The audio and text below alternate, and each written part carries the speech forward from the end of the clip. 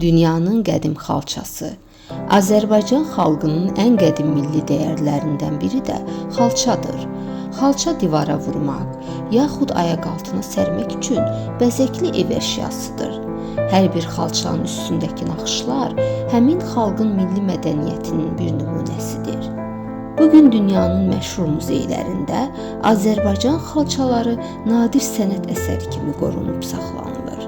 Dünyanın ən qədim xalçası da elə Azərbaycana məxsusdur. Bu xalça bərdəli toxucuların əl işidir. Onlar xalını toxuyarkən təbii bitkilərdən alınmış rənglərdən istifadə etmişlər.